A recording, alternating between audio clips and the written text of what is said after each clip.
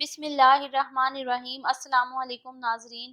حضرت شیخ سعدی شیرازی لکھتے ہیں کہ میں نے رودباری سرزمین میں سفر کے دوران ایک صاحب کو دیکھا جو چیتے پر سوار ہو کر آ رہے تھے۔ اسے دیکھ کر میں تو حیرت زدہ ہو کر رہ گیا۔ سوار نے میری حیرانگی دیکھی تو کہا، سعدی حیرانگی کی کوئی بات نہیں، اگر تو کائنات کے مالک کی فرما برداری کرے گا تو اس کی مخلوق بھی تیرے حکم کی تعمیل کرے گی۔ اللہ کی اطاعت کا کامل اور مکمل ضابطہ اور دستور قرآن و سنت کے احکام ہیں جو کہ شریعت محمدی ہیں۔ جو اس شریعت مطہرہ کی اطاعت کرے گا وہی سرخروئی سے سرفراز ہوگا، اسی کو راحت و آرام ملے گا۔ جو بغاوت کرے گا مٹا دیا جائے گا۔ 26 جنوری 2005 کو آنے والے سونامی طوفان کا شور جب مدھم پڑا تو اس میں سے بھی اسی حقیقت کی بازگشت پوری دنیا نے سنی جو کہ ہر دور کا پیغمبر، ہر دور کا حکیم اور ہر دور کا مجدد دہراتا رہا ہے کہ اللہ تعالیٰ کی اطاعت کرو گے تو فلاح پاؤ گے، بصورت دیگر عاد و ثمود کی عبرت ناک کہانیوں کا لاحقہ بنو گے۔ پوری دنیا کے میڈیا نے دکھایا اور بتایا کہ جہاں شہروں میں نام و نشان مٹ گئے وہاں مسجدیں اپنے سر بفلک میناروں کے ساتھ اللہ کی بڑائی کا نشان بنا کر اب بھی محفوظ کھڑی ہیں۔ پاکستان ریڈیو نے بتایا کہ ایک ساحل پر طوفان کے بعد صرف ایک عمارت محفوظ ملی۔ بعد میں لوگوں نے بتایا کہ یہ عمارت ایک مدرسہ کی ہے جہاں بچے قرآن کریم حفظ کرتے تھے۔ یہ خبریں بھی سنائی گئیں کہ طوفان سے پہلے ہی ساحل کے سیاحتی مقامات اور موجود جانوروں نے بھٹکنا اور بھاگنا شروع کر دیا۔ جن ہاتھیوں پر سیاح سیر کر رہے تھے وہ زور زور سے چنگاڑنے لگے اور بلند مقامات کی طرف بھاگنے لگے۔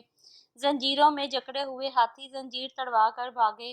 ایک سیاح نے طوفان سے کئی دن پہلے خواب دیکھا کہ سمندر سے ایک دیو نکل کر انسانوں کو نگلنے لگا ہے۔ اس نے جب اپنا یہ خواب دوسرے سیاحوں کو بتایا تو انہوں نے اس کا مذاق اڑایا۔ یہ سیاح طوفان اٹھنے سے 15 منٹ پہلے اس جگہ سے روانہ ہو گیا تھا۔ طوفان کے بعد کی رپورٹ ہے کہ انسانوں کے مقابلہ میں جانوروں کی اموات کم ہوئی ہے۔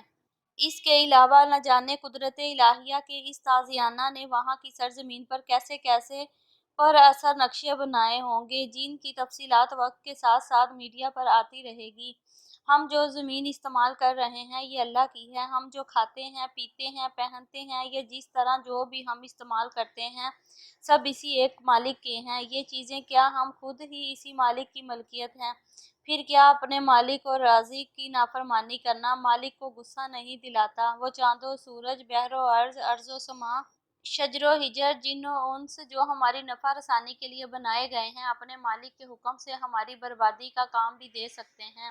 سونامی طوفان میں یہی تو ہوا ہے کہ وہ سمندر کے جس کی نفع رسانیوں پر انسانوں کی حیات کو بقا حاصل رہی اس نے اپنے مالک کے حکم سے دوسری کروٹ لی تو لاکھوں انسانوں کے لیے اس کا قطرہ قطرہ عزرائیل بن گیا۔ ایران میں آنے والا زلزلہ جس نے ووہان کے شہر بام کو کھنڈرات میں بدل دیا، پاکستان میں سوات کے علاقہ میں تقریباً 92 میں آنے والا زلزلہ جس نے ایک گاؤں کو مٹا کر رکھ دیا تھا، یہ سب اسی اصول تذکیر کی عملی شکل ہے جو قرآن کریم میں تعلیم و تفہیم کی صورت میں پیش کیا گیا۔ قرآن کی بے شمار آیات سابقہ کے حالات و واقعات کی روشنی میں ہمارے ضمیر پر دستک دینے کے لیے کافی ہیں۔ اگر خدا نخواستہ ہم لوگ فقط بے توفیق تجزیہ کار و تبصرہ نگار ہی رہے تو خاکم بدن اس بھنور کا مرکز ہماری بستیاں بھی ہو سکتی ہیں، نعوذ باللہ۔ قرآن کریم میں ہے، کیا بستیوں والے اس سے بے خوف ہو چکے ہیں کہ ہماری آفت ان پر راتوں رات آ پہنچے جبکہ وہ سوتے ہوں، یا اس سے مطمئن ہے کہ وہ دن چڑھے ان پر ہمارا عذاب آ پہنچے جبکہ وہ کھیل میں مشغول ہوں؟ کیا یہ اللہ کی تدبیر سے بے خوف ہو گئے ہیں؟ سو اللہ کی تدبیر سے وہی بے خوف ہوتے ہیں جو نقصان میں پڑنے والے ہوں۔ سب کو نقصان میں پڑنے سے محفوظ رکھے، آمین۔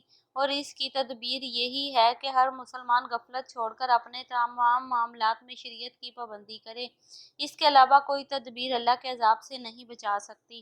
ناظرین، آپ کو ویڈیو اچھی لگے تو لائک اور سبسکرائب کریں، شکریہ۔